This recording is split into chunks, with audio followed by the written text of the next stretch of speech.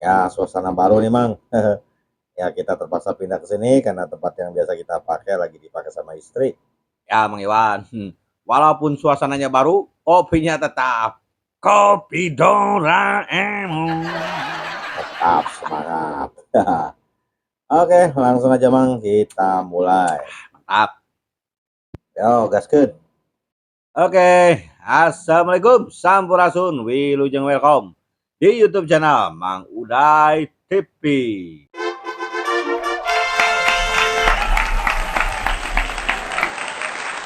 Oke, terima kasih. Ya, seperti biasa kita akan membahas apa yang lagi rame di dunia media sosial kita kali ini. Yang belum subscribe, jangan lupa subscribe gitu ya. Yoi. Jangan lupa nyalakan loncengnya. Silahkan di like dan komen tentunya. Wih, udah kayak pro saya ya. Prokol apa proma? Alah. Ya, kita mulai dari mana ini, Bang Iwan? Amang masih ingat orang yang mau asesmen Bapak Aing yang katanya supaya Bapak Aing layak jadi pemimpin Sunda? Oh, itu si Seblu. Oh, disebut seblu. Kayak habis perutnya bulat. Oh, gitu. Nah, itu tantangan itu udah dijawab sama Bapak Aing. Oh, udah dijawab sama Bapak Aing. Udah, Mang. Coba kalau Mamang penasaran, dilihat aja langsung Ya, videonya. oke. Kita lihat jawaban dari Bapak Aing atas tantangan asesmen dari si Seblu. Play. Sunda Mulia, Nusantara Jaya, ngomong peradaban ini. Ya. Jadi harus level 7. Jadi apakah Deddy Mulyadi itu sampai ke apa? Pemimpin yang rahayu untuk yang peradaban itu? Mau nggak Pak Deddy? Saya mau ngisi kuesionernya dan saya interview. Oh, jadi harus diuji dulu gitu, ya, Pak? Iya, nggak bisa ngaku-ngaku, nggak bisa dicitrakan gitu kan? Nun Akang atas pengetahuannya tentang kepemimpinan Sunda Rahayu yang menusantara. Saya mah jangankan level 7, level 1 aja belum tentu masuk. Saya bukan pemimpin Sunda Rahayu seperti yang Akang pikirkan. Terlalu jauh saya mau untuk sampai di situ. Saya mah hanya pemimpin kampung yang kerjanya ngurus jalan, ngurus irigasi, ngurus drainase, ngurus rumah rakyat miskin, ngurus sekolah. Ya, ngurus hal-hal yang kecil-kecil saja. Belum sampai pada tingkat keperadaban yang tinggi level ke-7. Apalagi saya harus ngisi asesmen yang akan maksud. Saya mah nggak sanggup. Pendidikan saya tidak cukup untuk memasuki kerangka berpikir akademis seperti itu.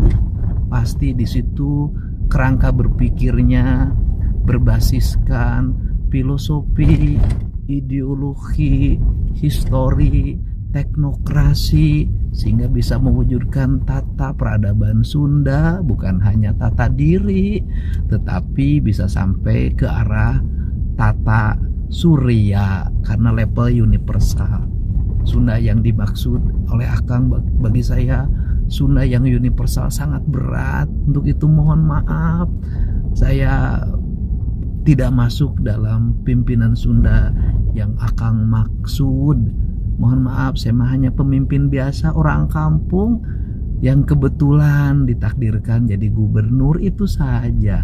Hatur nuhun Akang, semoga Akang bisa menemukan pemimpin Sunda Rahayu dan bisa mencetaknya menjadi generasi hebat bagi Nusantara. Nuhun. Nah, itu jawaban dari Bapak Aing, Mang. Gimana tuh, Mang? Ya, ternyata Bapak Aing nyerah, Bang Iwan. Gak kuat. Iya, Mang, terlalu berat. Kata Bapak Aing, ya jangankan untuk level 7 ya, level 1 aja belum tentu lulus katanya. Hampura. Karena Bapak Aing mah bukan pemimpin rahayu. Bapak Aing mah pemimpin kampung. Ya, tolong jangan paksa Bapak Aing untuk ikut tes. Iya, jadi nih untuk Pak Sebelu ya. Masih sebelu aja. Saya nggak tahu namanya, Mang Iwan. Ya bukan berarti dia tidak terkenal ya, karena saya tidak kenal. Ya mungkin sayanya aja yang kurang gaul. Udahlah, terserah Mama. Jadi untuk Pak Sebelu ya mohon maaf ini hampura, Bapak Aing nyerah, tidak bisa menerima tantangan dari Akang Sebelu. Mungkin saya bisa kasih alternatif, Kang Seblu. Maksudnya alternatif gimana? Ya, bagaimana kalau Kang Seblu mengetes pemimpin Sunda Rahayunya ke orang lain saja? Siapa tuh? Ya, seperti misalnya si Dorna, Cecep, si Pentol, atau Kang Barnas. Nah, mungkin mereka cocok. Kenapa Mamang nganggap mereka cocok? Ya kan buat mereka mah kebijakan-kebijakan Bapak Aing teh salah terus, Bang Iwan. Jadi bisa jadi mereka punya kebijakan yang lebih oke gitu. Nah, karena itu bisa jadi juga mereka adalah pemimpin Rahayu yang sedang dicari sama si Akang apa Seblu ini. Oh gitu. Iya bisa jadi ya. Ya, Kang Seblu, hampura, maafin Bapak Aing ya. Bapak Aing nggak sanggup, silahkan pilih satu di antara 4 nama tadi. Ya benar kan, sok mangga dipilih. Marilah. Nah berikutnya ini ada video lebih jelas tentang penertiban puncak Cianjur, Mas. Sok mainkan. Play. Siapa nih yang penasaran gimana kondisi puncak pas setelah pembongkaran dan kenapa alasan pembongkarannya? Yang mau tahu tonton video gua sampai habis. Saya bantu ceritain. Kita terbang yuk. Emang ngomongin tempat nongkrong di puncak tuh nggak ada habisnya. Mau kafe yang menjual pemandangan atau warung pinggir jalan yang bisa jadi tempat istirahat sejenak. Semua ada ceritanya masing-masing. Tapi lu tahu nggak sih kenapa warung-warung di puncak pada dibongkarin? Lu pantengin video ini sampai kelar karena gua bakal rangkum alasannya dari beberapa sumber yang didapat. Jadi pembongkaran ini merupakan program pemerintah untuk menata kawasan puncak agar lebih tertib dan sesuai tata ruang, menertibkan bangunan tanpa izin atau masuk kategori bangunan liar, lalu merelokasi pedagang ke lokasi yang telah disediakan, yaitu rest area Gunung Mas. Pemerintah menyatakan kios untuk pedagang sudah dipersiapkan di sana. Dan dari penataan ini juga pemerintah sudah menyiapkan kompensasi untuk para pedagang. Dan ada juga curhatan dari beberapa netizen terkait warung di Puncak Pas ini. Banyak yang mengeluhkan dengan harga parkir dan dagangan yang relatif mahal. Namanya tempat wisata emang kadang nggak masuk akal harganya. Ya apapun alasannya, pokoknya gua mah mendoakan semoga warung yang terdampak diberikan kemurahan rezeki dan dilapangkan rezekinya dimanapun dagangannya asal tidak melanggar regulasi dan aturan pemerintah. Semoga makin lancar dan laku usahanya. Dan kalau puncak benar-benar rapi dan hijau, kayaknya puncak bakal jadi Mandalika cabang puncak ini mah. Menurut lo gimana nih dengan pembongkaran ini? Komen ya. Oke. Oh dari atas kelihatan lebih jelas, Mas. Ya sebenarnya kalau dari penjelasan si video tadi ya, itu ibu-ibu yang kemarin protes harusnya nggak perlu protes juga atuh. Nah, Bapak nggak perlu protes? Ya kan solusinya sebenarnya sudah ditawarkan, relokasi sudah dikasih, kompensasi sudah dikasih, ya itu kan solusi. Iya. Terus mau apa lagi atuh? Udah nggak mungkin KDM harus menikahi janda-janda yang di sana seperti permintaan si Neng kemarin menikahi ibunya yang janda. Masa itu jadi syarat? Ya kalau kata saya mah ikutin aja aturan Bapak Aing ya. Iya. Nah terus Mamang kan tahu tuh kalau KDM udah nanggapi video si ibu-ibu itu ya kan? Ya betul. Nah setelah itu si ibu-ibu demonya udah nggak teriak-teriak lagi, sekarang mah sedih-sedihan, Mang. Oh gitu? Sekarang mah suaranya juga dibuat selembut mungkin, Mang. Coba aja lihat videonya. Coba saya lihat. Oh lihat biar jelas. Oke. Play. Ini Bapak gimana nasib anak-anak saya? Anak saya ini masih kecil-kecil, saya janda, tidak ada yang mengasih nafkah. Sedangkan saya berangkat pagi, pulang sore lagi untuk mencari nafkah buat anak-anak saya. Gimana nasibnya Bapak? Masih sekolah ini masih butuh biaya. Assalamualaikum, teruntuk untuk Bapak KDM. Saya punya anak, Bapak mau sekolah. Kalau misalnya ini dibongkar, saya mau usaha apa? Suami saya mau usaha apa, Pak? Sedangkan anak saya harus sekolah harus pakai bensin, harus jajan. Gimana Pak nasib keluarga saya selanjutnya, Pak? Mohon Pak direlokasikan lagi. Mohon diberi lagi usaha buat kita semua di sini yang dibongkar. Assalamualaikum. Tidak asal lagi abis mati dia. Nanti orang mah hidup di keluarga kecil. Terus 20 tahun kenal orang kantokan naon karena orang biayaan menjadi kolot gitu mah. Kebantuan orang udah bayar imah, ayeuna geus ieu eueuh rek bayar di mana? Hoyong aya solusina nu terbaik yang arurang. Assalamualaikum. Sudah digusur. Emang di mana? Bukan bisa anak itu. Jadi ada anak.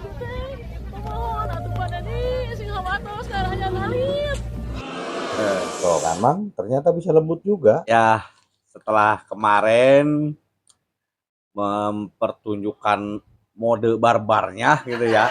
Oh iya, Mode ras terkuat di bumi gitu ya.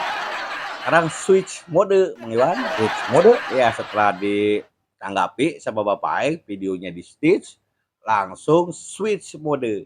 Jadi mode apa namanya teh?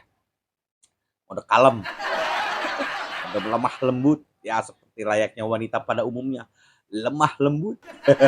Oh, Ya begitulah, wanita yang selalu hidup di dua sisi. Satu sisi adalah pribadi yang lemah lembut, tapi di sisi lain adalah ras terkuat di bumi. ah iya betul banget. Itu dari kemarin kalau mau lemah lembut makan bisa, nggak perlu teriak-teriak. Apalagi istilahnya nyebut bapak sia dan sekali lagi nyuruh nikahin emaknya. Ya, jadi nggak harus jadi apa namanya berpolemik, lain berpolemik atau yang kayak gini mah. Jadi tidak menimbulkan ketegangan gitulah, tidak menimbulkan eh, reaksi yang berlebihan dari netizen, akhirnya kan seperti itu. Nah, salah satu dari mereka itu udah membuat video permintaan maaf, Bang. Oh, ada juga video permintaan maaf. Ada, coba mainkan videonya. Ya, oke, play.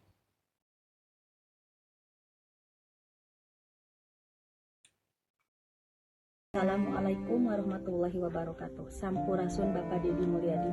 Nama saya Yati Mardiana, ingin menjelaskan dan meminta maaf dari lubuk hati yang paling dalam atas video yang beredar di media sosial akhir-akhir ini, terutama kepada Bapak Deddy Mulyadi. Di sini saya tidak berniat untuk menjelekkan siapapun. Kalimat tersebut murni spontan keluar dari mulut saya yang terbawa emosi. Saya sebagai pegawai yang kehilangan mata pencarian hanya di rest area ini, pekerjaan yang tidak memandang ijazah dan umur, saya hanya meminta kepada Bapak KDM untuk memberikan kebijaksanaan dan solusi kepada kami para pegawai yang kehilangan pekerjaan ini.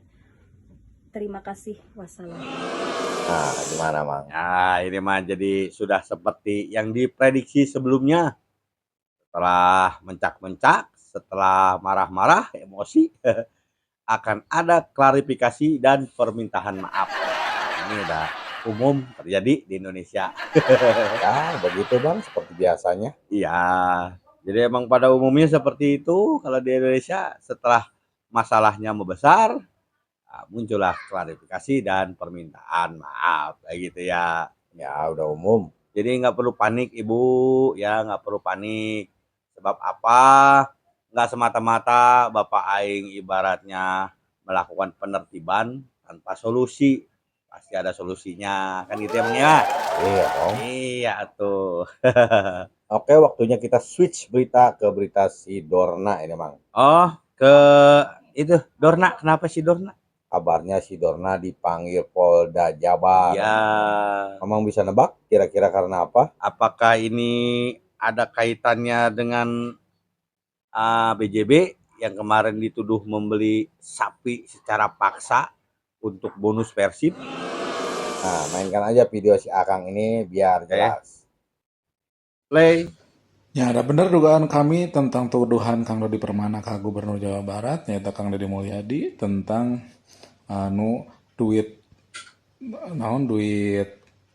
bonus ke Persib, nyata Cina jual duit sapi. Nah, itu tuduhan yang salah dan itu termasuk pencemaran nama baik gitu kan. Itu termasuk pasal 310 gitu nya. Kamu ayat 2 nama kan pasal 310 itu bila dilakukan dengan gambar, tulisan atau video itu penjaranya bisa sampai 4 tahun sebenarnya seperti itu. Nah, akhirnya kan akhir-akhir ya berita bahwa Kang Dodi Permana memang diperiksa ke polisi. Tapi memang seperti itu, jantan hati-hatinya dina orang mengkritik seseorang itu harus tahu dulu faktanya gitu. Jadi beda antara kritik dengan tuduhan. Jangan sampai orang balewat tangan jeung hukum seperti itu. Panginten Kang Dodi mudah-mudahan jantan sadarnya. Terima kasih, begitulah kura-kura. Itulah kura-kura mah. Bagaimana bisa si Dorna dipanggil ke Polda. Berarti dia melaporkan, Mang. Iya, karena kalau menurut saya ini kan deliknya delik aduan. Dan dalam hal ini kayaknya Bapak Aing mah difitnah kayak gimana pun nggak pernah mengadukan ke kepolisian. Betul, nggak pernah Bapak Aing mah. Kira-kira siapa ya yang ngadu? Oh iya, karena ada dua pihak di sini ya, antara Bapak Aing dengan Bang BJB. Nah, bisa aja Bang BJB. Benar, bisa jadi Bang BJB yang mengadukannya. Ya, kayaknya mau gitu, Mang. Kalau Persib mah nggak mungkin kali ya. Ya enggak lah, Persib kan hanya sebagai penerima aja. Iyalah. Nah, berikut ini video yang dibuat oleh si Dona sendiri pada saat dia selesai diperiksa di Polda Jabar. Sok, dimainkan, Mang, Oke. videonya. Ada ya dia buat ya. Iya, mainkan aja. Oke, play. Hari ini Senin tanggal 15 Juni 2026 saya memenuhi panggilan Polda Jawa Barat, yaitu ke Reskrim atau Reserse Cyber Polri. Alhamdulillah saya sudah menjalankannya semua dengan semestinya. Saya baru saja memenuhi undangan atau panggilan dari Polda Jabar. Alhamdulillah berjalan dengan baik dan ya jujur ya luar biasa, saya apresiasi baik sikap penyidik ya dan pelayanannya, juga objektivitasnya luar biasa ya, sangat objektif Polda Jabar, sangat melayani. Saya dikasih makan ya, juga teman saya yang hadir juga dikasih makan. Saya perokok, saya juga waktu tadi itu lupa saya beli rokok, saya pun dibelikan rokok untuk menjaga kenyamanan saya katanya.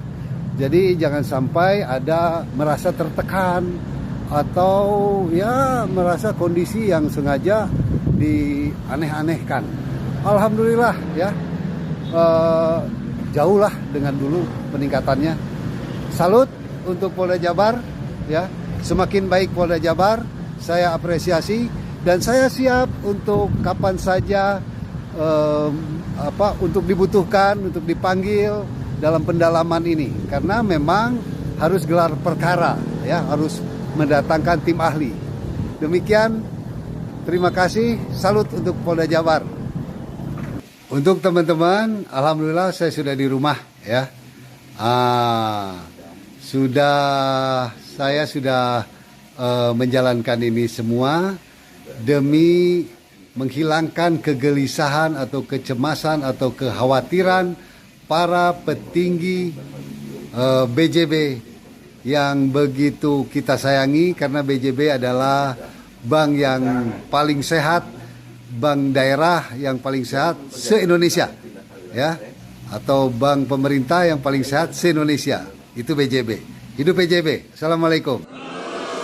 Nah, itu videonya, Mang. Iwan, ini saya aman? Ya aman, itu kan bukan Mamang yang dilaporkan.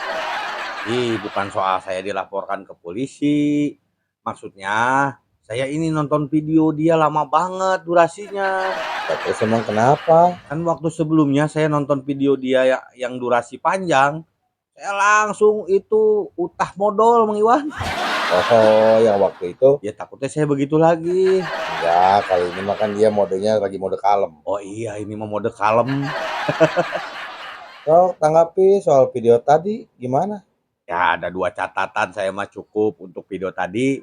Apa aja itu? Yang pertama, untuk membuat orang seperti Dorna ini kooperatif ya, seperti yang dilakukan oleh bapak-bapak di Polda. Gimana tuh? Pertama kasih makan, dua kasih udun, cukup. Kayak pasien teknopi dong. Catatan yang kedua apa? Nah, catatan yang kedua saat dia mengatakan bahwa BJB adalah bank terbaik se-Indonesia, bank pemerintah terbaik, bank pemerintah daerah terbaik se-Indonesia. Nah, itu jadi catatan saya. Kenapa jadi catatan? Kan itu mah ungkapan biasa aja, dia lagi memuji BJB. Ya itu kan secara eksplisitnya, Mang Iwan. Tapi secara implisitnya ada yang ingin dia sampaikan dengan memuji BJB. Emang apa yang ingin dia sampaikan? Artinya pernyataan Bapak Aing bahwa Bang BJB tidak pernah membeli sapi secara paksa dari KDM, dari Bapak Aing, itu adalah benar. Oh Jadi iya, Bang BJB tidak pernah membeli sapi Bapak Aing.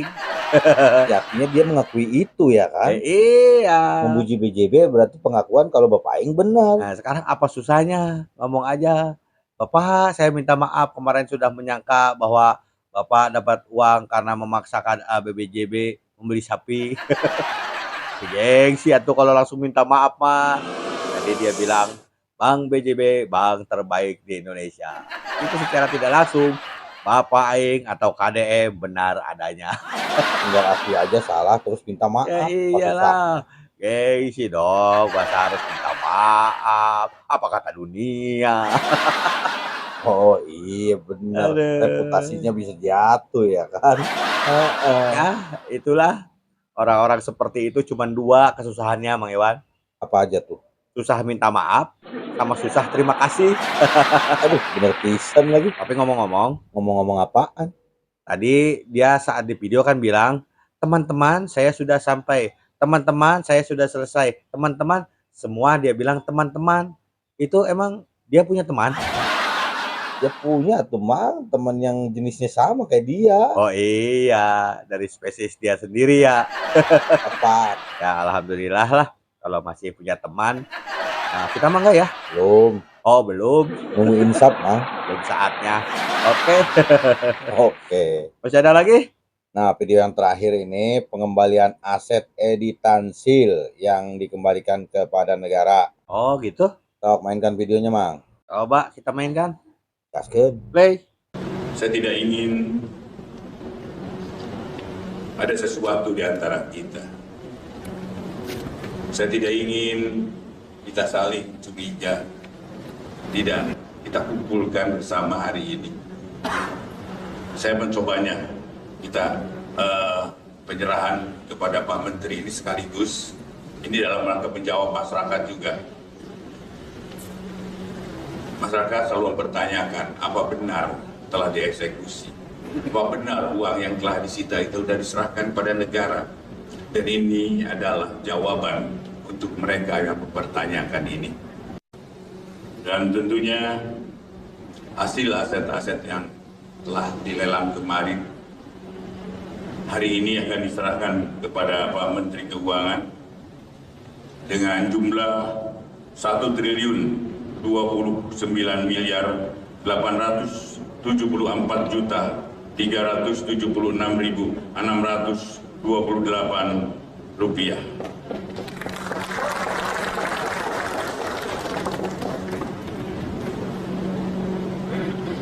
Tentunya yang pertama adalah penyerahan hasil lelang BPAPN sebagai PNBP sebanyak 978 miliar 191 juta 839.80 rupiah. Yang kedua adalah penyerahan hasil pemulihan aset dengan skema voluntary asset, penyerahan aset secara sukarela atas nama terpidana Edi Tansil. Uang sebanyak 51 juta, uang 51 miliar 682 juta 537.548 rupiah. Yang kedua, satu bidang aset tanah seluas 1.550 meter persegi dan 4 bangunan yang ada di atas terletak di Megamendung, Kecamatan Megamendung, Kabupaten Bogor. Ini kalau tidak salah berupa villa. Kemudian satu bidang tanah seluas 26.403 meter persegi yang di atasnya berdiri pabrik PT Rimba Subur Sejahtera terletak di Tanjung Udik, Kecamatan Gunung Putri, Kabupaten Bogor. Kemudian 18 bidang tanah kosong yang terletak di Desa Argawana, Kecamatan Bojonegoro, Kabupaten Serang. Nah itu Mang videonya. Alhamdulillah ya Bang Iwan. Iya alhamdulillah. Kita mau udah lupa sama Edi Tansil. Iya Mang lupa. Ya kan itu udah lama banget ya. Ibarat dia itu adalah buronan koruptor terbesar pada masanya ya kan. Nah, iya betul. Tapi saat ini asetnya justru bisa diambil oleh negara. Alhamdulillah. Nah itu. Cuman apa? ya kalau dilihat dari sekarang ini pengembalian aset atau ibaratnya pengembalian kerugian negara banyak sering dilakukan ya oleh Kejaksaan Agung. Iya sering. Ya dari yang 5 triliun, 8 triliun, 12 triliun, nah kali ini 1 triliun. Iya terus? Itu yang disebutkan nama cuman saat ini Edi Tansil aja nih tersangkanya gitu. Nah yang sebelum-sebelumnya cuma jumlah uangnya aja ya, itu dari mana kita nggak tahu. Ya mungkin kita doang kali yang nggak tahu, Mang, ketinggalan berita. Apa sudah berubah, Mang Iwan? Apanya yang berubah? Jadi prinsipnya untuk para koruptor ini yang penting kerugian negara bisa kembali, Anda memulangkan uangnya atau memulangkan asetnya. Kalau mau memulangkan asetnya, ya silahkan orangnya mah gitu kali ya.